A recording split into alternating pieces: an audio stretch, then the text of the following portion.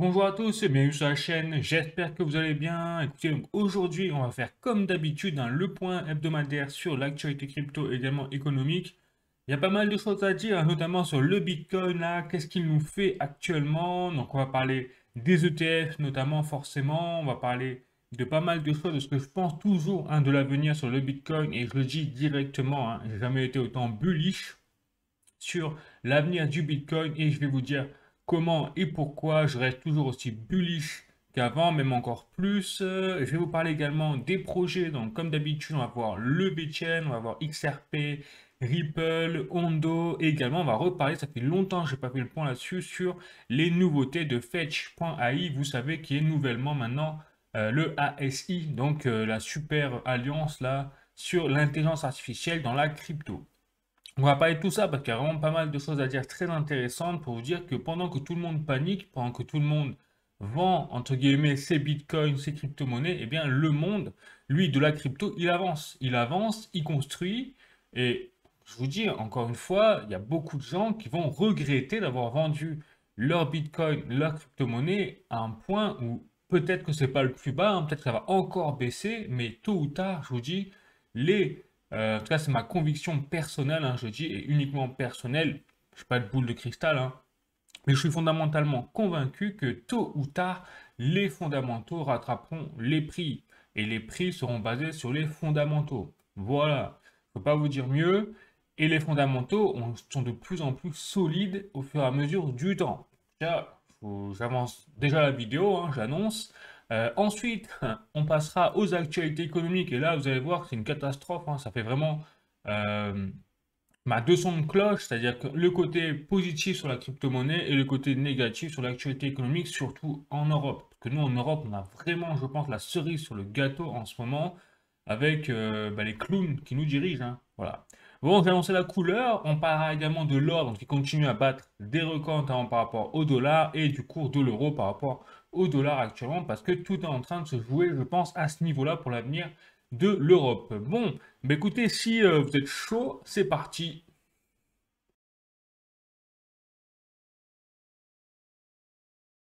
Donc on va commencer avec le rapport de Farside Investor, vous savez, sur les ETF Bitcoin Spot, et regardez, ça a été carrément la douche sanglante, c'est même plus une douche froide, c'est une douche sanglante qui a eu lieu sur les 2 dernières semaines, puisque vous avez que des sorties quasiment sortantes sur les ETF Bitcoin Spot au niveau des flux, au niveau des capitaux, puisqu'on a même sur les 13 et 14 mars, donc hier, avant-hier, eh bien, des flux totalement dans le rouge pour les ETF Bitcoin Spot. Mais si on dézoome encore une fois, est-ce que c'est la fin du Bitcoin? Est-ce que c'est la fin des ETF? Eh ben non, parce que regardez, on est quand même encore à 35,2 milliards de dollars injectés sur les ETF Bitcoin Spot. Voilà, donc on a perdu effectivement 5 milliards de dollars injectés sur les ETF Bitcoin Spot en l'espace de 2 semaines. C'est beaucoup, mais c'est loin de représenter en fait la majorité des capitaux encore, on va dire, disponibles dans les caisses, entre guillemets dans les caisses, je vulgarise le terme, des ETF Bitcoin Spot. Bon, voilà, et donc aussi, qu'est-ce qui s'est passé pour, faisons le point sur les ETF de Ethereum Spot, c'est pareil, c'est une douche froide, mais on reste malgré tout à un positif total de 2,53 milliards de dollars en positif dans les caisses, on va dire dans les caisses des ETF Ethereum Spot. Voilà, donc encore une fois, on est loin d'être dans enfin, voilà, la destruction de l'écosystème crypto en termes de liquidité injectée sur l'écosystème. Loin de là. Et donc, maintenant, je vais vous passer des articles, comme d'habitude, vous connaissez. Je vais vous montrer un petit peu les tendances, on va dire, qu'est-ce qu'il se dit en ce moment sur le Bitcoin. Eh bien, donc là, j'ai un premier article de journalducoin.com. Vous voyez, Bitcoin Rex Shares lance un ETF sur les obligations des entreprises acheteuses de Bitcoin. Donc là, le Bitcoin est en train de devenir tellement une référence, puisqu'il a été adoubé, entre guillemets, comme une valeur refuge, donc il y a quelques semaines, avec, vous savez, l'annonce de la réserve stratégique de Bitcoin aux États-Unis. Et donc maintenant, tous les institutionnels ne savent plus comment faire pour attirer de la liquidité et gérer de la liquidité sur le Bitcoin. Au point maintenant que vous avez des institutionnels qui lancent des ETF quelque part sur les ETF. Si on résume un peu la chose, donc en gros, c'est un ETF qui va faire la liste de toutes les entreprises qui ont acheté du Bitcoin. Voilà, donc maintenant, ça va être de plus en plus facile, quelque part, à la fois pour les particuliers et à la fois pour les institutionnels, d'investir dans le Bitcoin ou dans les entreprises qui ont investi dans le Bitcoin, donc indirectement sur le Bitcoin, clairement. Donc, on est vraiment dans une optique d'adoption de masse, et c'est pas les particuliers qui sont en train de construire cette adoption de masse, c'est maintenant les gouvernements et les institutionnels. Voilà pourquoi déjà, on voit bien que là, compliqué de pas être bullish dans ce cadre-là, et je vous dis, c'est que le début de ce que j'ai à vous montrer. Donc hop, je passe à un deuxième article, toujours sur la même lancée, cryptost.fr. Donc la Russie utiliserait le Bitcoin, de l'Ether et de l'USDT pour échanger du pétrole, notamment avec la Chine ou l'Inde. Et donc depuis l'internationalisation du conflit opposant la Russie à l'Ukraine, Moscou a ouvert ses bras aux crypto-monnaies à plusieurs reprises par l'intermédiaire de ses représentants et de sa banque centrale. Donc là, vous êtes en train de dire clairement, et ça a été avéré, en place au conditionnel de l'article, mais ça a été avéré effectivement derrière, que la Russie utilise bien du Bitcoin, des crypto-monnaies pour faire ses échanges avec la Chine, notamment, et pas que sur le pétrole. Donc, voilà à quoi sert en fait le Bitcoin désormais, c'est il assure, la crypto-monnaie assure, c'est un moyen fiable et décentralisé que personne ne peut arrêter, même pas les sanctions occidentales notamment, et c'est pour ça que la Russie utilise les crypto-monnaies. Donc on n'est pas assez bullish en fait dans les fondamentaux qui sont en train d'exploser, puisque c'est plus les particuliers maintenant qui sont en train d'utiliser quasiment les crypto-monnaies sur le point de vue de tous les jours, c'est vraiment les gouvernements, les institutions. Donc vraiment ça rappelle un peu carrément même l'évolution d'Internet dans les années 2000. Bon, donc ensuite je continue hein, toujours avec deux articles. Donc la cointribune.com, les ETF Bitcoin conservent 95% de leurs actifs malgré la volatilité du marché. C'est exactement ce que je vous disais, c'est-à-dire ok, on a eu 2 semaines dans le rouge, mais malgré ces 2 semaines dans le rouge, vous avez des capitaux plutôt sortants au niveau des ETF Bitcoin Spot, et bien la majorité des actifs au niveau institutionnel, eux sont encore dans la course, ils n'ont rien vendu. Enfin, voilà, donc ça devrait faire réfléchir quand même. Et pourquoi ils n'ont rien vendu? Parce que la temporalité pour eux n'est pas la même que pour la nôtre au niveau du retail, hein. Et le retail, bon, la masse, je m'inclus dans la masse, hein, clairement, je vous le dis. Donc nous, on est des petits joueurs par rapport à eux, et donc c'est pour ça qu'il faut vraiment prendre, il faut dézoomer, il faut revoir l'échelle de temps, et considérer qu'est-ce qui va se passer dans les prochaines années sur le Bitcoin, parce qu'on n'est pas assez bullish pour ce qui s'en vient, en fait. Bon, allez, je continue. Tac, quatrième petit article pour la route, toujours sur le Bitcoin. Donc là, vous voyez, Cointelegraph France, Bitcoin, un enjeu stratégique pour les États-Unis, selon David Sachs, le responsable du pôle crypto aux États-Unis, carrément. Donc concernant l'ETH, le Sol, le XRP et l'ADA, le président a simplement mentionné les 5 principales cryptos par capitalisation boursière. Donc je pense que les gens interprètent un peu trop cette déclaration, a déclaré Sachs. Donc là on en revient au fait que effectivement la réserve stratégique de Bitcoin est annoncée par Donald Trump, donc il y a une semaine ou deux. Depuis, le marché ne fait que corriger au niveau des crypto-monnaies, hein. On l'a vu, c'est la débâcle. On dit c'est tellement, c'est l'inverse de ce qui a été anticipé hein, quelque part. Et effectivement, à la base, donc, Trump avait fait un tweet où il disait dans la réserve stratégique, il y aurait donc l'ETH, le Solana, XRP, ADA.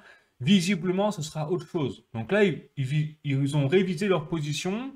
Et donc, il y aura une réserve stratégique de Bitcoin parce que le Bitcoin, c'est un enjeu stratégique. C'est pas moi qui le dis, c'est la Maison Blanche, hein, entre guillemets. Donc, enfin, je sais pas si vous vous rendez compte quand même. Là, on en est, hein. Et après, toutes les autres crypto-monnaies américaines, hein, parce que je rappelle, vraiment des crypto-monnaies américaines qu'ils veulent viser, à part le Bitcoin, hein, qui n'est pas américain, qui est décentralisé, mais tout le reste, ETH, par exemple, aussi n'est pas américain, mais Solana, XRP, ADA sont des crypto-monnaies américaines à la base.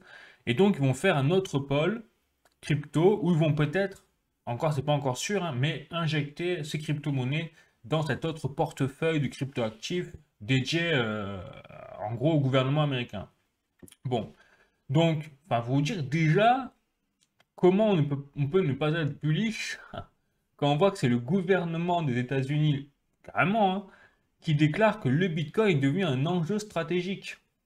Même l'or, je veux dire, même l'or n'a pas eu le même engouement, on va dire, pour les États-Unis. On voit bien que Fort Knox, là, on se demande même s'il y a encore de l'or dans Fort Knox. À un moment, ils se demandaient la question, il va y avoir un audit qui va être dépêché par la Maison-Blanche pour voir si les réserves d'or dans Fort Knox sont encore là. Donc pour vous dire que tout le monde s'en branle, en fait, de quasiment de l'or, de l'expression, hein, mais toutes ces années, personne ne s'est posé la question, bon. Donc, alors que là, le Bitcoin, il y a vraiment un véritable engouement au niveau, on le voit bien, une véritable hype, presque un FOMO au niveau institutionnel et gouvernemental, que l'or n'a jamais connu. Et d'ailleurs, ça se retranscrit dans les ETF, puisque je rappelle hein, qu'en moins d'un an, enfin un an maintenant désormais, les chiffres, c'est-à-dire les capitaux donc, injectés sur les ETF Bitcoin Spot ont été x2, x3 par rapport aux ETF donc, liés à l'or qui eux ont fait une performance sur 10 ans. C'est-à-dire qu'en un an, on a injecté plus de capitaux sur le Bitcoin qu'en 10 ans sur l'or. Ben, ça aussi, ça fait réfléchir quand même. Voilà. Voilà où on en est. Donc quand je vois les gens pleurer parce qu'on a eu une correction, bah ok, mais essayez de dézoomer. C'est vrai que ça fait pas plaisir, hein. Voilà, je vous le dis. C'est clair, moi non plus, hein. Mais enfin, on est à un tournant de l'histoire et en fait on ne le réalise même pas. C'est ça qui m'en fout. Bref. Allez, donc je continue toujours avec le Bitcoin. C'est un cinquième petit article, hein, toujours dans cette voilà. Donc le législateur américain, là je suis sur un article de bitcoinnews.com. Le législateur américain prévoit de présenter un projet de loi pour cimenter de manière permanente la réserve nationale de Bitcoin de Trump. Des sources révèlent que le représentant américain Brian Donalds prévoit de présenter une législation le 14 mars 2025 pour établir de manière permanente la réserve stratégique de Bitcoin et le stock, vous voyez, le stock de crypto-monnaies du président Donald Trump, visant à protéger l'initiative contre toute révocation par les futures administrations. Est-ce que vous vous rendez compte quand même le délire dans lequel on est? Voilà, j'ai même pas de mots pour vous dire, c'est vraiment du délire. Donc ensuite, autre petit article, je continue, toujours cette dégaine. Là, je vais vous balancer un petit, voilà, parce que je pense que c'est bien. Donc là, c'est un peu à l'image. On se dit effectivement, ça va décoller, parce qu'il y a maintenant les gouvernements et les institutions. Mais maintenant, je vais essayer de chiffrer les choses. C'est-à-dire que si on reprend vraiment froidement les données, ok, donc qu'est-ce qui s'est passé avec la réserve stratégique de Bitcoin aux États-Unis? Ben, il s'est passé que le gouvernement américain a adoubé le Bitcoin en tant que valeur de classe internationale, plus puissant peut-être même que l'or, désormais, pour vous dire un peu où on en est. Donc, quelles sont les conséquences déjà même immédiates sur la répercussion de l'image qu'on a du Bitcoin? C'est tout simplement, elles sont énormes. Donc, tous les millionnaires, tous les milliardaires, qu'est-ce qu'ils font maintenant? Ben, ils sont peut-être en train de se pencher sur la question d'investir une partie de leur patrimoine dans le Bitcoin. Bah oui, parce que si le gouvernement américain, si les États-Unis se mettent à acheter du Bitcoin par voie neutre, ils vont pas faire payer les contribuables, ils vont passer par une voie neutre, donc c'est autre chose. Mais ça ne veut pas dire qu'ils ne vont pas acheter du Bitcoin. Parce que il y a eu là aussi, il y a eu, bah, je pense, que ça a été une partie de la panique qu'il y a eu sur Twitter ou la déception de beaucoup d'investisseurs, c'est que en fait Donald Trump a annoncé qu'il allait se procurer du Bitcoin, mais par voie neutre. C'est-à-dire en ne passant pas par les contribuables. Et donc beaucoup ont dit, bah, finalement, ils vont jamais acheter de Bitcoin, parce que s'ils ne passent pas par les contribuables, il n'y aura pas de fonds de capitaux qui seront levés pour acheter du Bitcoin réellement. Ce sera que des saisies liées à la criminalité. Bah non, parce que comme je l'ai fait, je vous l'ai montré la semaine dernière, il y a une liste de voies neutres pour lever des fonds, pour investir et acheter du Bitcoin. Et ça de façon très facile, si vous voulez. Et avec le potentiel de milliards et de milliards de dollars injectés sur le Bitcoin. Voilà. Donc, à partir de là, bah, je me suis tout simplement dit, bon, bah ok, si, imaginons, on est millionnaire, milliardaire. Première chose qu'on se pose la question, c'est, bon, bah si le gouvernement américain a investi dans le Bitcoin, bah moi aussi, je devrais le faire en tant que millionnaire ou autre. Voilà. Et combien il y a de millionnaires dans le monde qui pourraient se poser cette question-là? Donc, du coup, je suis allé chercher, hein, pour voir, par curiosité, il y a 58 millions de millionnaires à travers le monde. Là, vous voyez, c'est un article de Alternative économique. Donc, soyons fous. Alors après, j'ai fait un petit calcul, je vais vous montrer sur Word pour vous afficher la chose. Comme ça, vous verrez directement par vous-même, ce sera plus simple. Donc, il y a 58 millions de millionnaires avec en perspective, alors si on enlève tous ceux qui ont hérité de papa et de maman, vraiment ceux qui ont bossé par eux-mêmes, on va dire, allez, on met 50 millions, grosso modo, qui ont un bagage financier intéressant, parce qu'ils sont construits à la force de leur poignet peut-être, et donc forcément c'est des gens qui ont un QI financier qui est supérieur à la moyenne, clairement. Donc on va dire que sur allez, 50 millions, bon, chacun met, allez, 1 million. Je fais exprès d'être voilà, large ou peu importe, dans la moyenne. Bon, bah, 50 millions fois 1 million, ça fait tout simplement 50 trillions de dollars. Donc on a une perspective aujourd'hui, là avec l'adoubement de Donald Trump, du gouvernement américain du Bitcoin, tout simplement bah, une perspective euh, d'un tsunami d'argent. Quand je vous dis tsunami d'argent, c'est pas une métaphore, c'est littéral. C'est vraiment un tsunami d'argent, c'est 50 trillions de dollars. Et là, je n'ai pas compté les milliardaires. Il y a 2700 milliardaires dans le monde qui eux aussi peuvent injecter par exemple des milliards. Voilà, on l'a vu, je vous l'ai montré la semaine dernière, qu'il y a un milliardaire mexicain qui jure maintenant plus que par le Bitcoin et qui a décidé de mettre une grosse partie de sa fortune, donc plusieurs dizaines de milliards, hein, dans le Bitcoin. Voilà un peu où on en est là. Donc, il faut savoir, maintenant je vous remets dans les perspectives, que la capitalisation boursière actuelle du Bitcoin, elle est de 1,5 trillion de dollars. 1,5 trillion de dollars. Le tsunami d'argent qui peut s'abattre là-dessus sur le Bitcoin demain, dans les années qui viennent, 50 trillions de dollars. Ah, je ne sais pas si ça fait écho dans votre tête là, mais oui, c'est ça. Et c'est réaliste, puisque si le gouvernement américain l'a fait, il est possible que des millionnaires et des milliardaires qui ont un QI financier supérieur à la moyenne, qui se demandent comment ils peuvent protéger leur épargne de l'inflation, des crashs boursiers, machin, ou de diversification tout simplement, eh ben, c'est de mettre une partie de leur argent dans le Bitcoin. Pas compliqué. Donc, en gros, on a un potentiel d'injecter de l'argent de x10 par rapport à aujourd'hui. Et si on fait ça, qu'est-ce que ça représentarait? Ça représenterait un Bitcoin à hauteur de 700 000 dollars dans les années qui viennent. Voilà. 700 000 dollars. Et c'est marrant parce que alors, ce calcul-là, je l'ai fait avant que je tombe sur la prédiction du PDG de Pantera Capital. Vous voyez? Et voilà. Donc là, je suis sur donc un tweet de Cryptorus, comme vous voyez. Et donc, on a le PDG de Pantera Capital, hein, qui est milliardaire également, hein, qui est milliardaire, qui prédit que le Bitcoin ira dans les années qui viennent à 745 000 dollars. Marrant quand même.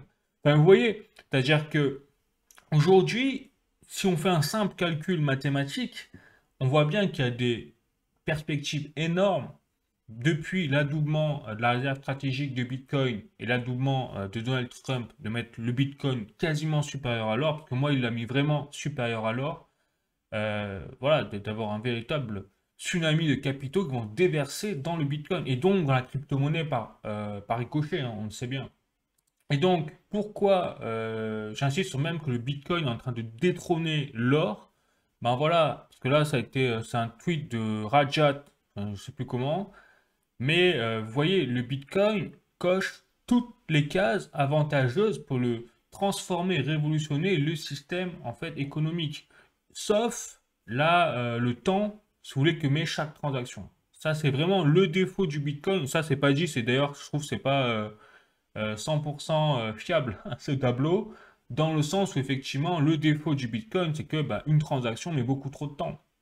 Donc c'est pour ça que le Bitcoin reste en même temps un peu dans l'image de l'or, parce que l'or, il est tangible, mais il n'est pas pratique non plus à utiliser dans la vie de tous les jours, parce qu'il est, bah, il est solide, à part peut-être les pièces, mais au niveau numérique, vous ne pourrez rien faire avec l'or, à part si vous avez de l'or papier, ce qui n'est pas la même chose en termes de valeur ou autre. À mon sens, l'or papier, il faut se méfier parce que demain vous avez un crash boursier, ben en fait, vous avez pris que vos yeux pour pleurer, vous perdez aussi votre or, quoi, quelque part. Bon. Donc vous voyez que le Bitcoin, lui, donc, ben, il coche toutes les cases. International, il est fongible, divisible, on peut vérifier la supply, donc c'est transparent, c'est décentralisé, ça ne peut pas être confisqué, chose que vous voyez, tous les autres assets ne peuvent pas prétendre et même l'or. Donc quand je vous dis que là, le Bitcoin hein, est de plus en plus considéré comme supérieur à l'or, c'est que même dans les faits, Bah oui, c'est vrai. Sur beaucoup de points, il est supérieur à l'or. La seule chose qu'on ne pourra jamais enlever à l'or, c'est son côté tangible. Voilà, l'or physique. Alors que le Bitcoin, effectivement, bah, il est numérique. Voilà. Ça, c'est la différence entre les deux. Mais sur les avantages liés actuellement, on va dire, à l'économie numérique mondiale, le Bitcoin est incontestablement le roi. Voilà. Et ça, je pense que les Américains l'ont compris désormais. Contrairement à nous, les Européens, nous, on n'a toujours rien compris. Parce que maintenant, on parle maintenant de mettre l'euro numérique, que personne ne veut. Enfin, franchement, c'est lamentable. Je vous dis. Voilà. Voilà pourquoi personnellement, hein, je vous rappelle, je suis toujours méga bullish dans les années qui viennent, les mois qui viennent. Après, la seule question que je me pose, que je peux pas dire dans ma conviction, hein, que je rappelle encore une fois, je ne suis pas conseiller financier ni en investissement. Ce que je vous dis là, c'est ma conviction personnelle. Ça n'engage que moi. J'ai pas de boule de cristal non plus. J'ai pas de la capacité de lire l'avenir. Mais je reste convaincu que depuis voilà, la réserve stratégique de Bitcoin aux États-Unis, le Bitcoin a vraiment de très très beaux jours. La crypto-monnaie dans son ensemble, enfin, la crypto-monnaie dans son ensemble, je veux dire les cryptos solides, hein, pas les trucs de merde. D'ailleurs, on va en parler. C'est en train de se péter la figure là, tout l'écosystème des shitcoins. Voilà, donc ça n'existera plus à un moment. Bref. Voilà, c'est pour ça que je reste toujours vraiment ultra bullish. La seule question là où je peux pas vous dire, c'est le temps que ça va prendre. Que ça se trouve, ça va prendre peut-être 6 mois. Peut-être dans 2 mois, on n'en parlera même plus de ces corrections parce que le Bitcoin sera déjà au-dessus de son ancien ATH. Ou alors, autant ce sera dans 2 ans parce que c'est le bear market en fait, on ne sait pas. Mais je pense, enfin, je reste convaincu d'une chose, c'est que de plus en plus, on va avoir de moins en moins de cycles. C'est-à-dire que vu comment ça se passe aujourd'hui, effectivement, l'aspect du cycle de halving avec 2 ans de hausse des prix et 2 ans de baisse des prix, ben, je pense qu'on le verra de moins en moins parce qu'il y a tellement d'argent qui va être maintenant injecté sur le marché des crypto-monnaies du Bitcoin que au final, l'impact du halving il sera de moins en moins important. Et surtout, qu'avant, on n'avait pas la même philosophie de marché. C'était surtout la masse, comme vous et moi, hein. On espère tous faire un x5, x10. Et c'est vrai qu'aujourd'hui, avec les institutionnels, ils n'ont pas la même temporalité dans leur tête. Pour eux, c'est 5 ans. Pour eux, c'est 1 an. En fait, 10 ans, pour eux, c'est 2 ans. Enfin, un peu l'ordre de grandeur parce qu'ils n'ont pas les mêmes objectifs, ils ont pas la même puissance de feu. Enfin, bref, voilà. Donc, tout ça fait que le marché, je pense, du crypto, du Bitcoin est vraiment en train d'atteindre un point mature et qu'on n'a pas encore tout vu, quoi. On a loin, loin, loin d'avoir tout vu, qu'on est vraiment qu'au début et même au niveau des prix. Il y a un jour, le Bitcoin, je ne serais pas dit du coup qu'il atteigne les 10 millions, voire 100 millions de dollars parce que, ça y est, depuis la réserve stratégique du Bitcoin, pour ça je vous dis, on réalise pas ce qui s'est passé là. Bon, voilà pour le Bitcoin, hein, vous avez compris, hein, je reste méga bullish, aucun problème là-dessus. Je me cache pas, hein, je suis là, toujours convaincu. Maintenant, on va passer aux actualités, donc crypto, on va dire projet, comme le VeChain notamment, hein, comme d'habitude, je fais le point. Donc le VeChain, vous voyez là, j'ai un tweet de Chain Broker qui montre tout simplement les perspectives d'évolution en fait des projets, notamment de VeChain qui est en première position et qui est en termes de développement. Donc, on voit que VeChain est vraiment sur une véritable lancée aujourd'hui en termes de développement et en train vraiment de tout pulvériser. Je vais vous montrer aussi les chiffres derrière parce que j'ai les statistiques hein, comme d'habitude. Donc tout ça, bah, bien sûr, c'est en lien avec la renaissance de VeChain, hein. Vous savez, donc la renaissance de VeChain, c'est-à-dire la mise à jour. Et donc là, on a un nouveau petit article que je vous ai fait traduire par ChatGPT et résumé au passage tant qu'à faire, où tout simplement il est récapitulé les plus gros points donc de la renaissance de VeChain. Donc c'est vraiment une nouvelle ère, vous voyez, pour VeChain Tor, hein, clairement. Donc il y aura une refonte, je vous rappelle, dans les grandes lignes de la tokenomics du VTHO, avec une inflation réduite et une consommation accrue et un mécanisme de burn de 100% chaque transaction, un système innovant de staking NFT, donc vous staker vos NFT, j'en ai parlé la semaine dernière, et enfin vos VET, et en échange, vous avez un NFT et vous êtes récompensé tant que vous avez ce NFT-là, bien en récompense en fonction du staking de vos NFT, enfin de vos VeChain, pardon, j'y arriver.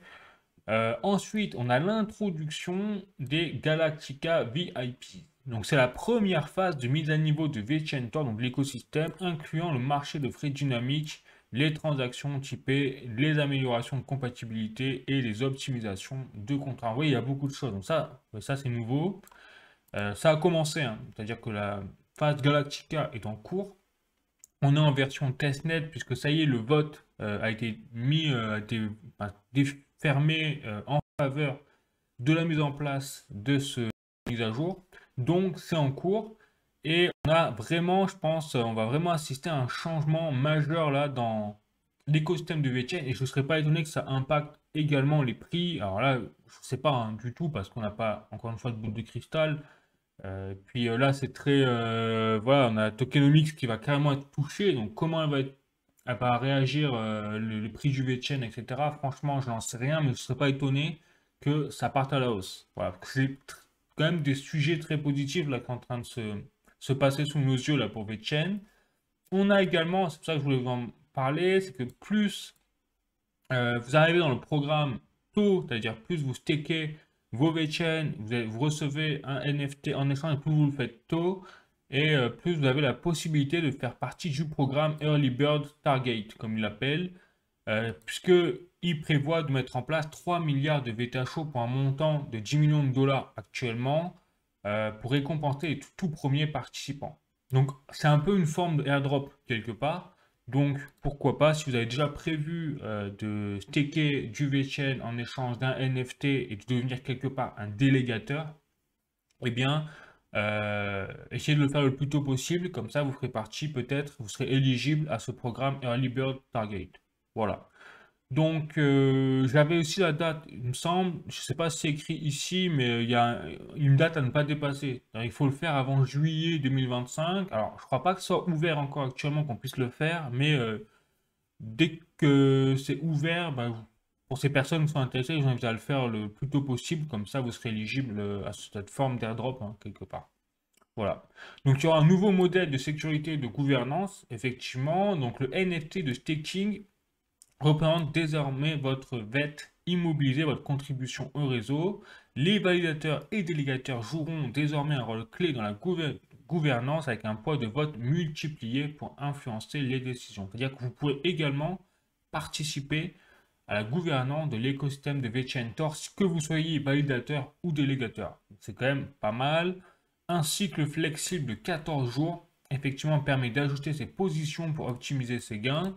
Et le mécanisme de burn pour 100%, ça j'en ai déjà parlé. Voilà, donc avec Renaissance, vous voyez, le VeChain ne sert plus uniquement à générer du VTHO. Là, on rentre dans le cœur du sujet. Pourquoi je vous dis que là aussi, je suis plutôt bullish pour l'avenir du prix du VeChain, c'est que voilà, on a fondamentalement, avant, c'est vrai, le VeChain, bah, triste à dire, mais il ne servait pas à grand chose, hein, à part générer des dividendes quelque part.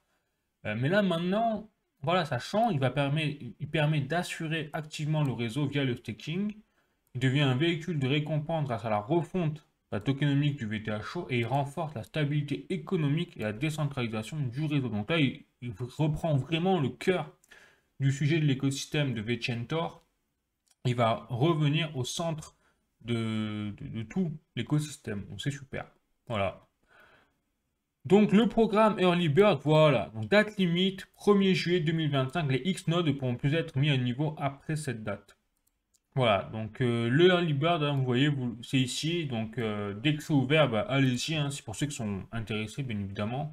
Puisque on peut mettre à partir de 10 000 VeChain, je crois, jusqu'à plusieurs millions, hein, bien évidemment. Donc en fonction de ses moyens, quoi. Ah, voilà.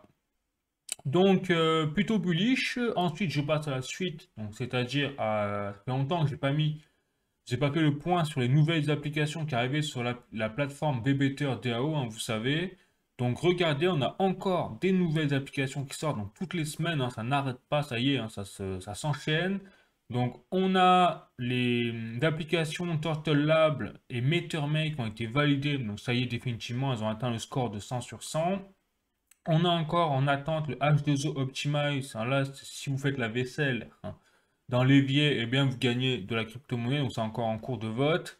Eco1000, pareil, c'est là si vous, je crois que c'est en lien avec les plats. C'est-à-dire, vous prenez en photo votre plat, et si c'est correct, enfin bref, je ne sais pas encore les détails, mais voilà. VStation, c'est une plateforme DeFi, donc un peu du même style que Turtle Labs, je pense, dans un autre registre, donc pourquoi pas.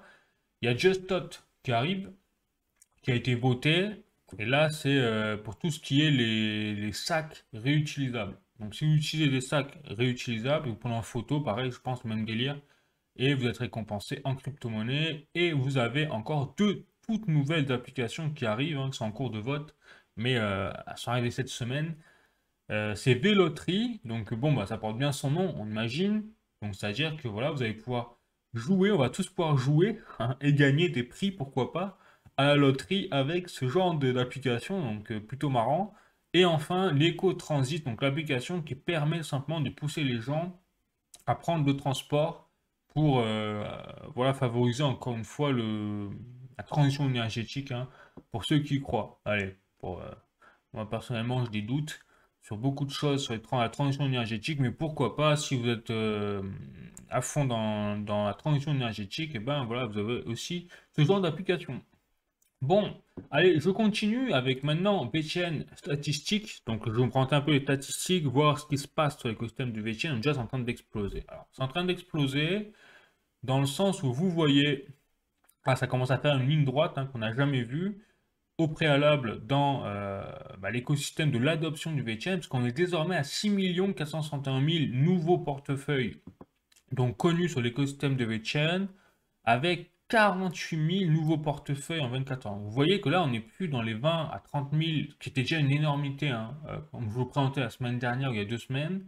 Maintenant, on atteint une moyenne d'entre 35 voire 50 000 nouveaux portefeuilles par jour. Donc, on voit bien que l'écosystème, il se passe quelque chose. Après, c'est pour ça que je voulais fouiller. Je me dis, mais bon, d'où ça sort tout ça quand même? C'est parce que c'est ok, on voit ça, mais on voit que les prix, ça bouge pas trop. Donc, je suis allé voir le VChain, c'est-à-dire le nombre de détenteurs de VChain. Vous voyez, ça ne bouge pas trop. Donc, ok, on a beaucoup de portefeuilles qui arrivent, qui s'ouvrent chaque jour, et pas un peu, mais beaucoup. Et par contre, on a un nombre de holders de VChain qui, lui, stagne quand même depuis 2024. Vous voyez? C'est-à-dire, depuis la 30e semaine, depuis juillet 2024, au final, sur le nombre de détenteurs de VChain, il ne se passe pas grand-chose en fait.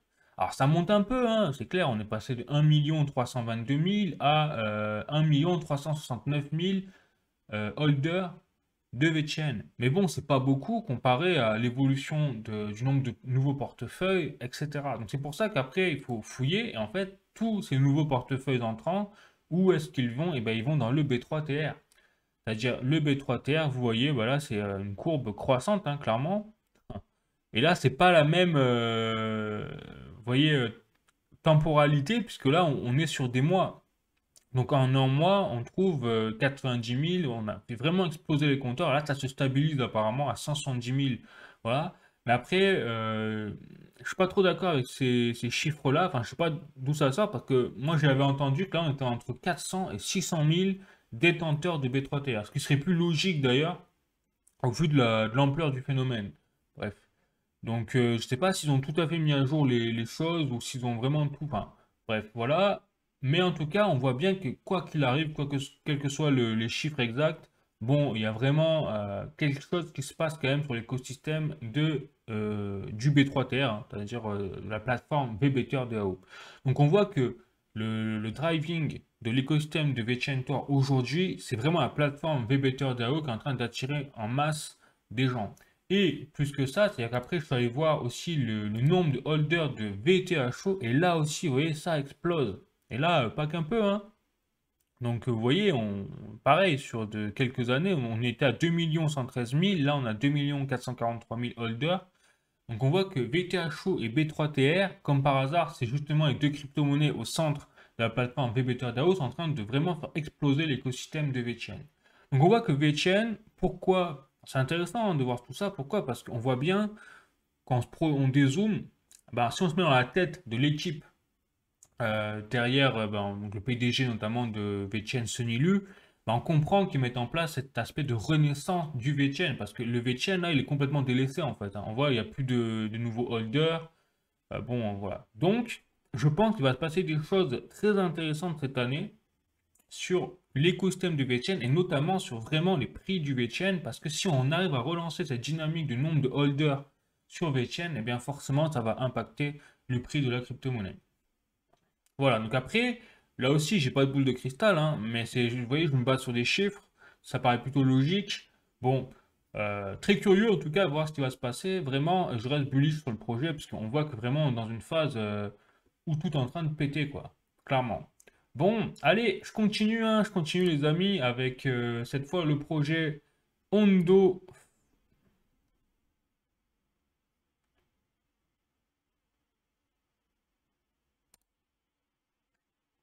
Avec le projet Hondo Finance, donc là aussi, donc le RWA est en train d'exploser. Donc, c'est ce qui est très intéressant, c'est que là, pendant que tout le monde panique, c'est la correction des crypto-monnaies, on pourrait se dire, bah, justement, normalement, tout est lié à la crypto-monnaie, donc on devrait avoir des sorties fulgurantes, un peu comme on le voit sur les ETF Bitcoin Spot et Ethereum Spot en ce moment, ça fait très impressionnant, même si c'est pas toute la liquidité loin de là qui est drainée, hein, qui est sortie du marché, ça reste impressionnant pour le retail, hein, clairement de voir ces milliards qui sortent des ETF. Et ben là, on pourrait dire que c'est la même chose normalement sur le RWA. Et ben non, c'est l'inverse. C'est-à-dire que pendant que tout corrige et qu'il y a des liquidités qui sont sortantes sur les différents aspects du secteur de la crypto-monnaie, et bien le RWA lui continue de grossir et pas qu'un peu. Puisque vous voyez que là, dans un article de CoinDesk, ici, donc tout ce qui est le marché des bons du trésor tokenisés, entre guillemets, sont en train d'exploser à un niveau record de 4,2 milliards de dollars, pendant que les flux entrants de la correction crypto sont en train de s'accélérer. Voilà. Ça fait un peu deux sons de cloche des deux côtés.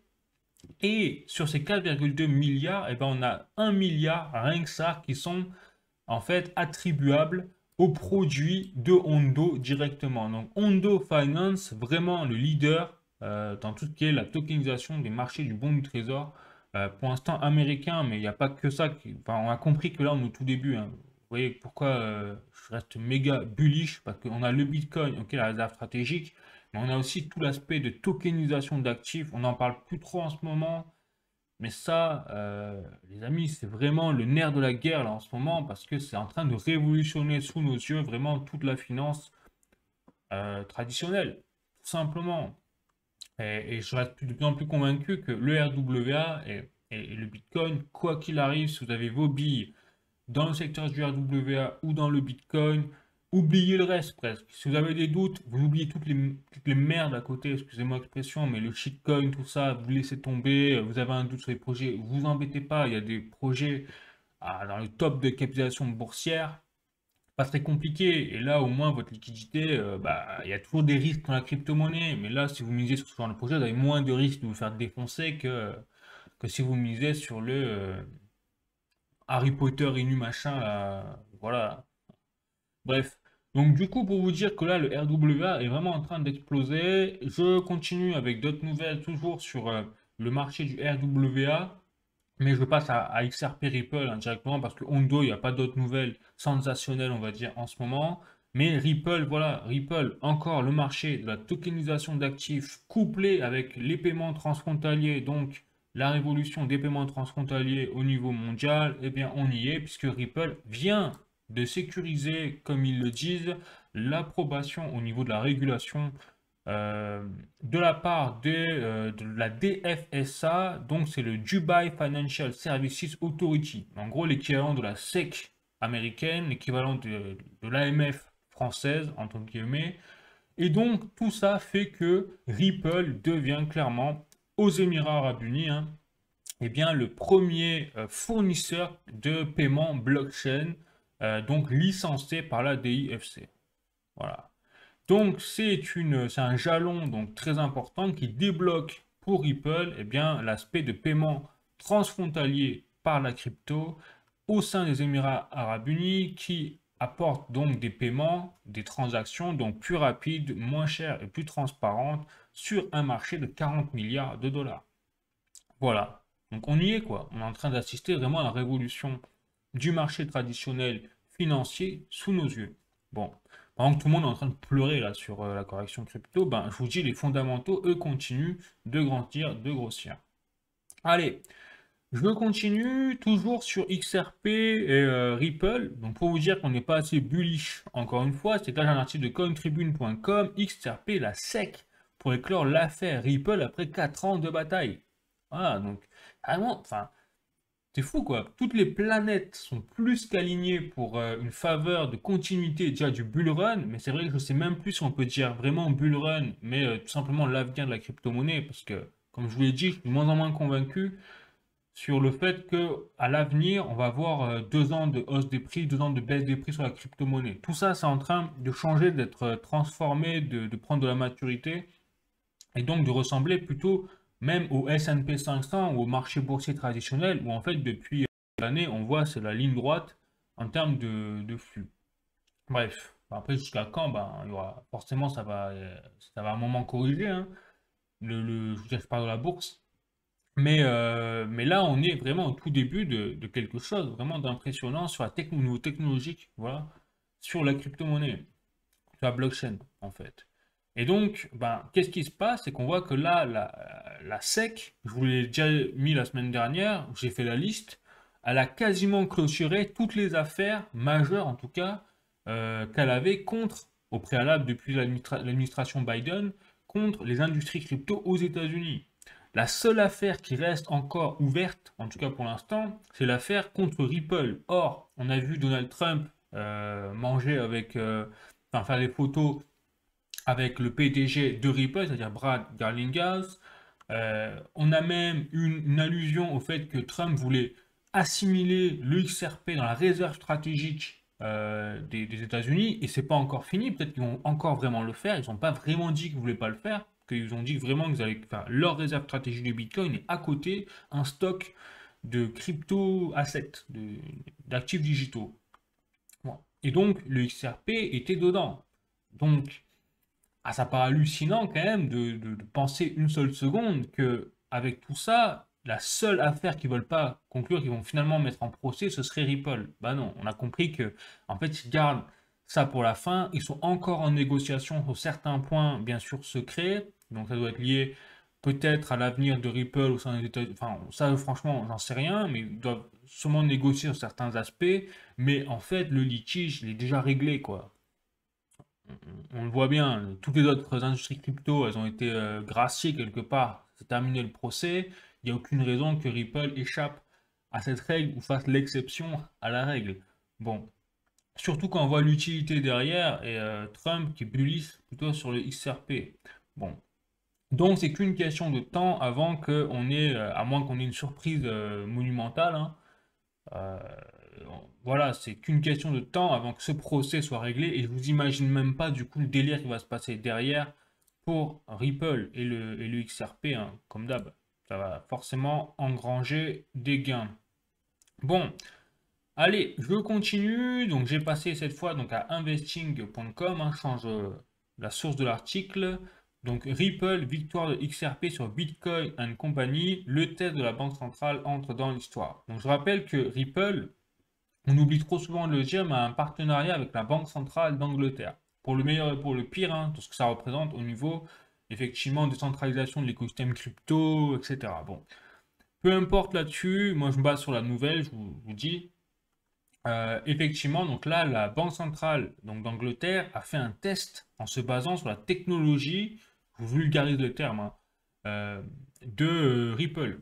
Et donc, ça a été un succès. C'est la Banque centrale d'Angleterre elle-même qui a dit, donc l'article date du 12 mars 2025, hein, très récent. C'est passé un peu sous les radars, étonnamment, puisque la Banque centrale d'Angleterre, et tout comme l'Union européenne, on n'a rien compris. Nous, on est une dictature, en fait. On est devenu une dictature clairement. Et maintenant, on base toutes nos billes, on voit bien quand on voit les discours des banques centrales, sur une CBDC, c'est-à-dire une monnaie numérique de banque centrale. Alors, que les États-Unis d'ailleurs ont interdit hein, avec l'arrivée de Trump. Il n'y aura pas de monnaie numérique de banque centrale aux États-Unis. Eux, qu'est-ce qu'ils font? Ils se basent sur les stablecoins et sur le Bitcoin, donc sur ce qui existe déjà quelque part. Voilà. Nous, on n'a rien compris. On est sur l'euro numérique qui n'intéresse personne. La Banque centrale d'Angleterre, elle est aussi sur sa CBDC qui n'intéresse personne. Mais pour le faire, elle se base sur la technologie de Ripple. Donc imaginez ce que ça représente derrière. Et en plus, la Banque centrale d'Angleterre a dit le test de la Banque centrale. Vous voyez, ça entre dans l'histoire, c'est de l'article. C'est vraiment ça. Pourquoi? Parce que c'est le premier test, entre guillemets, qui a un succès pour justement l'émission, la transaction d'une banque centrale à une autre banque centrale au niveau institutionnel. Donc là, on arrive à quoi? On arrive qu'en fait, la technologie de Ripple, outre cet aspect de nouvelle, est en train d'être adoubée, une fois encore, par des banques centrales. C'est-à-dire derrière par le réseau SWIFT bancaire, par la finance traditionnelle. Donc on n'est pas assez bullish aussi sur le XRP là.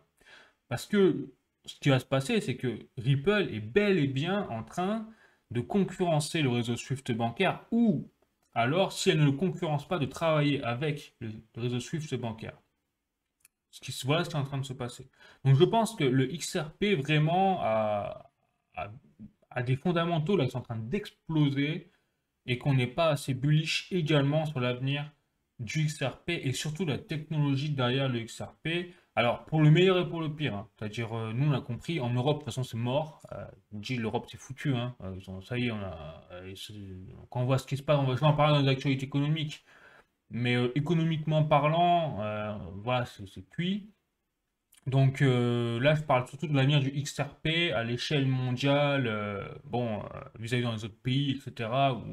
Voilà, mais pas en Europe, quoi, c'est clair. Bon. Donc, bah, écoutez, je continue. Hop, je vais présenter là, maintenant, un prochain projet. Donc, je vais passer à Fetch.io. Ça fait longtemps que je n'ai pas parlé de l'intelligence artificielle qui est couplée, hein, vous savez, avec le RWA, etc.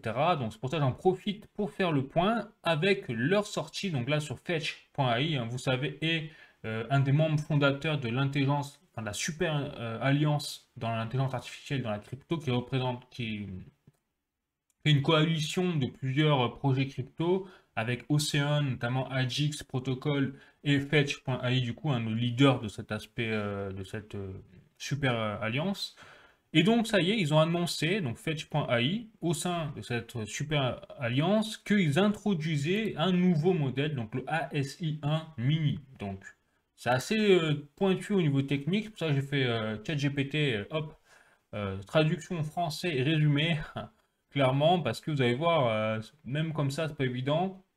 Donc, le 25 février donc 2025, Fetch.ai, membre fondateur de l'Artificial Super Intelligence Alliance, que je vous disais, a lancé ASI1 Mini, donc le premier modèle de langage Web3 natif optimisé pour les workflows complexes d'agents autonomes. Donc là, on est en train vraiment d'assister aussi à une révolution de tout ce qui est les agents autonomes en lien avec l'intelligence artificielle dans le monde de tous les jours. Et donc, ils rivalisent avec les meilleurs LLM actuels tout en nécessitant moins de ressources matérielles. Donc, je ne sais pas si vous vous rendez compte. Là aussi, on est sur une révolution de quelque chose qui existe déjà, mais ça coûte moins cher. Et le nerf de la guerre, c'est aussi le pognon. Donc on a compris que là, Fetch.ai sont arrivés, c'est passé crème, hein, personne n'a vu, tout le monde, comme on comprend rien avec les termes techniques et tout, personne n'a compris vraiment ce qui est en train de se jouer. Mais là aussi, au niveau de l'intelligence artificielle, on voit que avec ce projet-là, eh ben, on est en train d'arriver également vers une révolution de l'IA, enfin, surtout de l'aspect agent autonome. Et donc, à l'avenir, qu'est-ce que ça, si je vous fais un point concret de qu'est-ce que ça veut dire qu'à l'avenir, on pourra commander via des agents autonomes un billet d'avion bah, le moins cher possible, avec le plus d'optimisation possible, en un clic. Voilà, c'est-à-dire, on aura juste à demander à notre agent autonome, trouve-moi un billet pour partir en Croatie ou au pôle Nord ou je ne sais où. Et en 10 minutes, on aura le billet, on aura tout payé, enfin voilà. Et on n'aura rien fait. On aura économisé peut-être 1 heure, 2 heures de temps de recherche, comme on le fait tous d'habitude pour partir en voyage. En tout cas, moi, je prépare mon voyage, quoi, on va dire. Je pars pas comme ça en one again. Et c'est vrai que c'est du temps, c'est chiant, de l'argent des fois. Des fois, on fait des bêtises On prend pas le meilleur plan alors qu'il y avait finalement 2 heures après, on trouve, ah merde, il y avait un meilleur plan, etc. Voilà. Donc ça, tous les agents autonomes, ils vont chercher toute la toile en 2 minutes, ils vont analyser les meilleures performances et vont prendre le meilleur billet avec le plus de confort possible. Voilà. Et ça, c'est un cas d'utilité parmi tant d'autres. Et donc là, Fetch.ai est en train aussi de révolutionner cet aspect-là en le rendant en plus le moins cher possible. Bon. Donc intégré au Web3 et alimenté par le jeton FET, le jeton FET, je rappelle que c'est la crypto-monnaie derrière, ASI1 Mini permet une interaction sécurisée et autonome avec l'intelligence artificielle. Donc une IA décentralisée et accessible, donc première chose, qui vise à démocratiser l'accès à l'intelligence artificielle. Donc la communauté Web3 peut investir, entraîner et posséder ces modèles, bénéficiant ainsi de leur croissance économique. Je vous disais un peu dans l'ordre de grandeur, hein. Donc il y a une architecture avancée, donc c'est une technologie voilà, supérieure. Alors là, bien évidemment, mixture of model, on ne sait pas trop ce que c'est, hein, pas vous dire. Donc cette approche garantit une efficacité optimale, une scalabilité accrue et une décision en temps réel adaptée aux besoins. Voilà. Dans les cas concrets, le billet, il y a plus de performance, on va dire, pour trouver le billet sur Internet. Bref. Donc les performances, la scalabilité et un écosystème collaboratif avec la super intelligence alliance. Voilà. Donc ASI1 Mini en plus continue d'évoluer avec des outils agentiques avancés, des capacités multimodales, donc texte, image, base de données et des exécutions en temps réel et des workflows autonomes. Voilà. Donc on entre vraiment dans une nouvelle ère où peut-être que demain on aura une sorte de chat, grâce à Fetch.ai, on aura une sorte de chat GPT qui permettra vraiment de nous organiser à fond dans notre quotidien, quelque part. Bon. Toujours dans l'intelligence artificielle, donc pour vous dire vraiment, enfin quand je vous dis on n'est pas assez bullish pour l'avenir de la crypto-monnaie, mais je ne sais pas si vous vous rendez compte quand même. C'est une dingue, enfin, c'est une dinguerie ce qui se passe là. Ah ouais, donc quand je vois les gens pleurer pour la correction, mais je me dis, mais au contraire, soyez contents, quoi. Vous avez encore l'opportunité, encore aujourd'hui, de pouvoir investir peut-être dans ce genre de projet. Parce que dans 10 ans, rien qui sera abordable, en fait. Clairement. Donc ensuite, autre nouvelle sur Ocean Protocol. Donc Ocean Protocol, ce que je vous disais, c'est il fait partie, c'est un projet donc dans l'intelligence artificielle qui fait également partie, au même côté que Fetch.ai, de l'alliance, la super intelligence alliance là dans l'intelligence artificielle. Et donc Ocean Protocol a annoncé un partenariat avec Aetier, donc Aetier Cloud que vous pouvez voir ici. Et ce qui est très intéressant, c'est que là, on a, ça y est, le lien entre la SI, donc la Super Intelligence Alliance, et le leader en tout ce qui est le cloud computing, c'est-à-dire les fournisseurs de moyens, quelque part, de ressources allouées à l'intelligence artificielle, en termes de serveurs, de données, etc. Donc vous voyez, c'est le leader, Aetier Cloud, c'est le leader dans le cloud computing décentralisé qui permet d'assurer donc le développement de l'intelligence artificielle avec les ressources nécessaires pour construire, mettre en place et déployer des modèles d'intelligence artificielle efficaces et moins coûteux. Hein, toujours pareil, les nerfs de la guerre, c'est le pognon. Pour meilleur et pour le pire. Donc voilà, et là ce que je vous dis, c'est que Aether Cloud, ce qui est très intéressant, c'est que c'est un projet Aether, crypto, hein, qui est très méconnu, qui est très peu connu au final, on entend très peu parler, alors qu'ils sont, regardez, là, je faisais un tweet de CryptoDep, là, bref, voilà. Euh, où on a Aether, c'est vraiment le leader, et c'est pas leader sorti du chapeau comme ça, non, c'est que c'est vraiment le leader déjà en termes pas de market cap, de revenus mensuels. Ils sont à plus de 100 millions de dollars de revenus annuellement, ce qui est totalement une performance incroyable par rapport à Render. Alors je rappelle que le Render, c'est le projet décentralisé le plus connu du moment en termes de socialisation en aspect social sur les réseaux sociaux. Voilà, Render a bien explosé d'ailleurs et surtout Render, vous voyez, a un market cap vraiment supérieur à tous les autres projets que vous voyez dans la liste. Et donc, quand on voit le market cap là, ben Render, ce que je vous dis, c'est que c'est vraiment le plus connu ou qui a attiré le plus de capitaux sur lui, quelque part. Sauf que c'est loin, loin d'être le leader en termes déjà de revenus, hein, parce que vous regardez, vous avez Aether qui pulvérise totalement en fait tous ses concurrents et qui a un market cap de seulement 220 millions de dollars. Voilà, donc là aussi ça construit bien. Je me permettais de vous le montrer, après libre à vous hein, faites vos propres recherches, vous regardez un petit peu à quoi ça ressemble, comment ça marche, avant d'investir là-dessus, hein. Bien évidemment, faites attention. Mais je trouvais intéressant quand même d'en parler parce que, en plus, ils consolident leur position avec ce partenariat avec Ocean Protocol et donc directement avec la Artificial Super Intelligence Alliance, parce que c'est eux-mêmes qui ont reposté cette nouvelle de Ocean Protocol. Donc on voit qu'on a maintenant directement un lien avec l'intelligence artificielle qui est vraiment le leader dans l'écosystème crypto au sein avec, si on compte également BitSensor qui ne fait pas partie de cette Super Intelligence Alliance mais qui a un énorme projet à côté. Donc on a vraiment les deux leaders là de l'intelligence artificielle dans la crypto-monnaie, dont un de ces leaders qui s'associe avec IHR. Voilà, donc je trouve ça intéressant quand même de vous le montrer parce qu'ils ne sont pas associés avec Render notamment. Alors que la logique aurait voulu peut-être qu'ils s'associent plutôt avec Render. Bon, donc je me permets comme ça de vous le dire. Après, vous en faites ce que vous voulez. Moi, je vous transmets l'information. Ensuite, maintenant, je vais passer aux actualités crypto, hein, les amis. Donc, plus général, je vais vous balancer les articles les uns après les autres. Hop, voilà. Donc là, j'ai un article de journalducoin.com. Euh, Ça veut bien marcher là, mon PC. Journalducoin.com. Mika et son hécatombe catastrophique. 75% des acteurs crypto de l'UE n'y survivront pas. Et quand je vous dis que nous, on est vraiment des débiles, on est vraiment des débiles profonds, l'Europe. Pas possible. Donc il y a tout qui est en train d'exploser là en termes de fondamentaux. Il n'y a rien pour l'Union Européenne, il n'y a rien pour l'Europe, on l'a compris. Nous, on va vraiment se retrouver. Je vous dis, on est l'Empire romain, on va s'effondrer, quoi, c'est sûr. On rend des chèvres. Bref. Ça me fout les boules parce qu'on a du potentiel, on se fait flinguer à cause de nos décisions vraiment d'abrutis, clairement.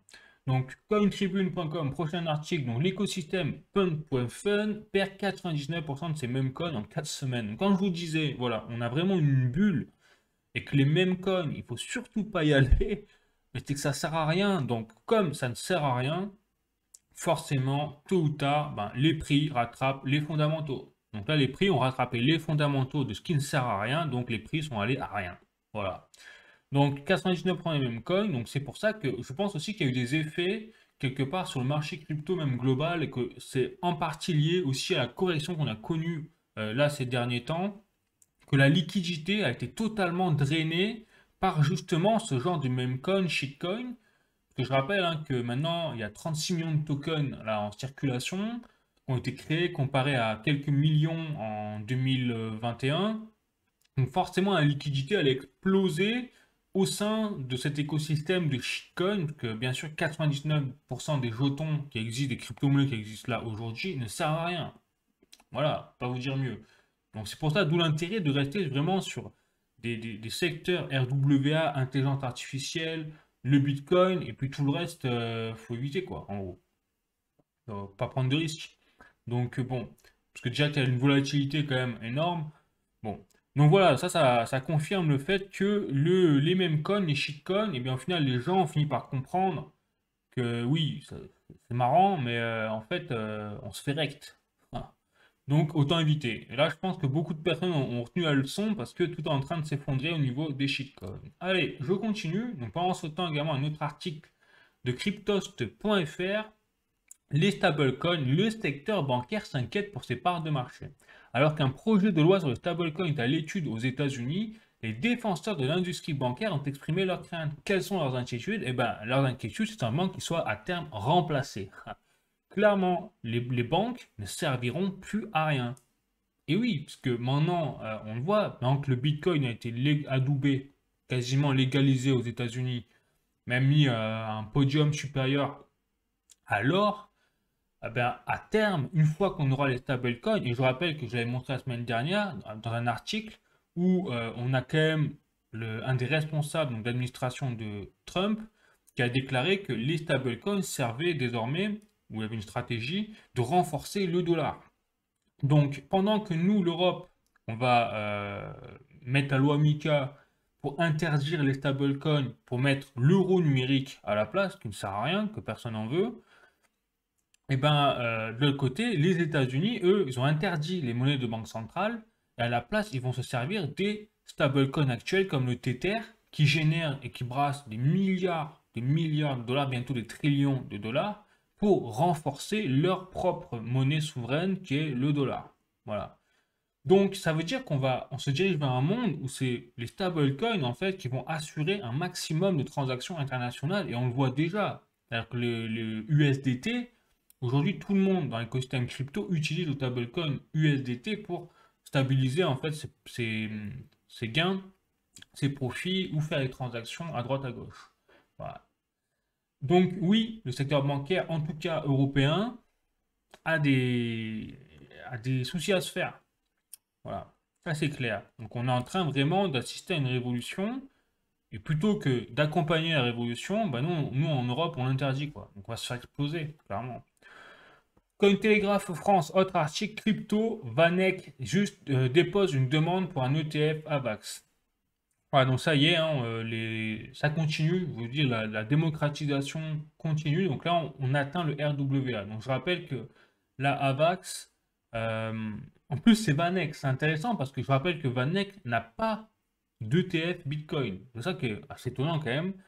Euh, donc alors c'est peut-être des bêtises, mais il me semble que Vanek n'a pas déposé de... Alors je dis peut-être une bêtise, hein, je suis pas sûr, hein, ce que je vous dis, donc à vérifier. Mais de tête, à part BlackRock, Bitwise et tout, je me souviens pas que Vanek ait déposé de. Bref, bon. Peu importe. En tout cas, maintenant, ils ont fait une demande pour un ETF AVAX. Je rappelle qu'AVAX, c'est un projet qui fait partie du RWA, notamment de la tokenisation d'actifs.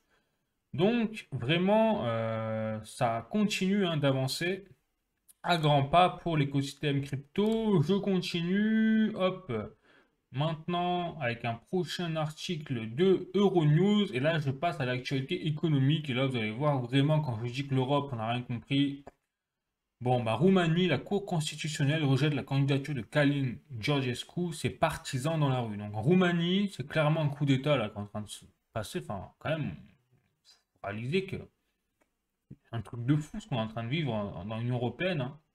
Il y a une dictature, c'est qu'on a quand même le premier candidat qui normalement aurait dû être élu parce qu'il avait atteint 50% je crois des voix ou même plus, largement soutenu par la population, bah, il a été interdit hein, par la Cour constitutionnelle de présider parce que ça ne plaisait pas en fait quelque part à l'Union européenne. Donc au final ça sert à rien d'avoir des présidents, c'est des pantins. Donc pour vous dire vraiment où on est tombé aussi bas quand même dans l'Union européenne. Donc ça, voilà, on voit vraiment le chaos social qui s'en vient, hein, clairement, en Roumanie. Mais le pire, c'est que c'est pas tout. C'est-à-dire que c'est partout, ça pète là. La tribune.fr, Serbie, le pouvoir défié par une manifestation monstre contre la corruption. Ça, c'était hier. Pour vous dire, c'est récent. Les manifestations s'enchaînent dans le pays depuis novembre. Celle de samedi, réunissant plus d'une centaine de milliers de personnes, est déjà historique en Serbie. Et ils veulent, ils appellent à la démission du président actuel serbe. Voilà, donc la Roumanie, Serbie, en train de péter en vrille là. Je continue, donc cette fois au niveau économique. Donc nous, miracle, je sais pas comment on a fait, il y a eu avoir encore des pots de vin, mais en tout cas, midi libre. Déficit budgétaire, la France garde sa note souveraine AA- malgré son dérapage budgétaire 2024. Donc moins logique que ça, tu meurs en fait. Pas possible. Donc là, on sent qu'il y a des choses qui se passent en coulisses. Ils arrivent à magouiller, hein, à maquiller un peu tout ça, plus ou moins. Mais il y a tôt ou tard, on sent bien que ça va nous rattraper quand même. Voilà, donc A-. Donc pour l'instant, on arrive à tenir un peu les murs à main libre. Enfin, on appuie sur les murs avec les mains, quoi, pour que ça tienne. Mais en attendant, les fondamentaux industriels sont en train de couler. Donc les échos, voilà, Volkswagen, les familles Porsche et Piech, tentées, je ne sais pas si je le dis bien Piech, mais ou Piche, tentées par une vente partielle. Donc, elles envisagent de réduire leur participation dans le constructeur automobile Volkswagen. Néanmoins, il n'y aurait pas de consensus entre les membres du clan sur la décision à prendre. Grosso modo, tous les fleurons industriels, notamment allemands, sont en train de partir en lambeaux, quoi. Bon, donc c'est vraiment là la situation de l'Union européenne, c'est chaud quand même. Ouais. Donc, et je parle même pas, et ça va pas changer, puisque là, un autre article de Le Monde, les champagnes et les alcools européens redoutent d'être les victimes collatérales de la guerre commerciale déclarée par Donald Trump. Donc, le président américain a menacé d'imposer 200% de droits de douane rien que ça, sur ces produits en représailles aux mesures défensives prises par l'Union européenne. Que nous, on a augmenté, je crois, de 25% les droits de douane contre les États-Unis. Et donc, du coup, direct, bam, Donald Trump nous a mis, bim, 200% dans la gueule. Il a dit que si ça continuait, bah, il ferait encore pire. Bon. Donc là, il nous a mis un petit coup, là. Donc la filière des vins et spiritueux français, parce que effectivement, c'est surtout la France, hein. Le vin, on l'a compris, c'est plutôt nous, tire la sonnette d'alarme. Déjà qu'on n'est pas bien, vous avez compris. Bah, en plus, on va se taper encore plus de difficultés sur le marché international, notamment surtout au niveau des États-Unis, pour tout ce qui est les champagnes et les alcools. Bon, et je ne parle même pas, là j'ai pas montré d'article, mais je ne parle même pas de l'aspect du fait que là, avec la guerre Russie-Ukraine, maintenant l'Union européenne veut lever 800 milliards d'euros pour assurer bah, la défense de l'Union européenne, l'armée, etc. Mais on ne les a pas. Donc, enfin, donc là, on voit bien que la volonté n'est pas de baisser les dépenses, mais au contraire de faire encore plus tourner la planche à billets. Donc comment on va ne pas couler? Bah, je vous pose la question, bah, la réponse c'est impossible. Donc, tant qu'on n'a pas un changement de cap au niveau économique, il n'y a aucune raison qu'on ne se tape pas le mur, hein, tôt ou tard. Voilà, voilà pourquoi, là je vous refais le petit point, par exemple sur la valeur de l'euro par rapport au dollar. Donc là on est bien, c'est bien, c'est monté là, on a eu une baisse du dollar en fait. Du coup ça a profité à l'euro, vous voyez. Alors sur 10 ans, hein, je rappelle, on est toujours à... Bon, on est toujours sur une pente descendante, hein, on le voit bien. On voit que là, sur les 5 derniers jours, on a vraiment connu un rebond de la valeur de l'euro par rapport au dollar, mais c'est pas quelque chose qui peut continuer sur le long terme. On le voit bien quand on voit les annonces sur les fondamentaux de l'économie de l'Union européenne qui sont catastrophiques, comparées aux Américains qui eux font des choix qui privilégient leur, leur économie en final. Et donc tout ça, bah, tout ce contexte actuel fait que ça fait péter le cours de l'or. L'or est en train de nous dire, bon, bah, vous êtes tous des dingos, moi je me barre, je file vers to the moon, puisque regardez, le cours là sur une semaine de l'or en euros a explosé. Donc on est passé quand même de 86 000, voire à un petit creux de 85 000, on est passé direct à près de 88 000 et quelques. Vous voyez, donc l'or est reparti à la hausse en valeur euro. Et le pire, c'est en valeur dollar. Regardez, en valeur dollar, l'or a atteint un nouveau record historique. Vous voyez, il a dépassé quasiment les 3000 dollars l'once à un moment, donc au cours de la semaine, ce qui est du jamais vu, hein, dans l'histoire de l'or par rapport au dollar. Donc, incroyable ce qui s'est passé cette semaine pour le cours de l'or. Et on voit bien que c'est vraiment par rapport au dollar qu'il a explosé le cours de l'or. Et de l'euro également, mais dans une moindre mesure par rapport au dollar. Donc là, on voit que les choses bougent beaucoup. C'est quand même inquiétant, hein, ce qui se passe, on ne vous cache pas. Donc effectivement, moi ce que je dis toujours, c'est bah, effectivement acheter l'or.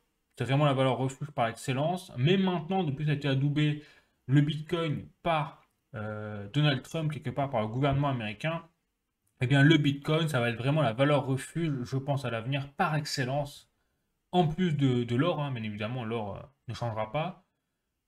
Mais on a vraiment une nouvelle classe d'actifs, une nouvelle valeur refuge qui est arrivée sur le marché. Voilà. Donc le Bitcoin également, les amis. Pourquoi? Donc écoutez, ce sera tout pour cette vidéo aujourd'hui, hein. Donc vous l'avez compris, les cryptos, je reste hyper positif. De mon avis, hein, je peux me tromper, mais je reste hyper positif, hyper bullish. On n'a jamais eu autant de fondamentaux sur les crypto-monnaies qu'aujourd'hui qui s'enchaînent les uns après les autres, hein, clairement, au niveau des nouvelles. Euh, Par contre, sur l'actualité économique européenne, bah là, pour moi, on n'est pas loin vraiment de la fin. On le voit bien, il n'y a rien qui va, quoi. Il n'y a rien qui va. Donc, le mieux qu'on puisse faire, c'est peut-être protéger un petit peu son épargne avec, bah, en plus, comme là, le Macron nous a fait un discours sur maintenant, ils veulent taxer en gros les épargnes privées, hein, peu importe comment ils nous l'annoncent avec des beaux discours, machin. Grosso modo, maintenant, ils lorgnent sur l'épargne privée des Français. Donc, bah, justement, bah, investir dans l'or, investir dans le Bitcoin, avec ce que je vous ai montré aujourd'hui, c'est peut-être un choix judicieux pour éviter peut-être justement cette taxation de votre épargne privée, quoi, entre guillemets. Voilà. Donc, vraiment de son de cloche hein, qui arrive sur le marché aujourd'hui avec les bonnes nouvelles sur les cryptos, les mauvaises nouvelles sur l'actualité économique. Bon, sur ce, je vous souhaite une très bonne semaine. Je vous fais la bise, à bientôt. Ciao.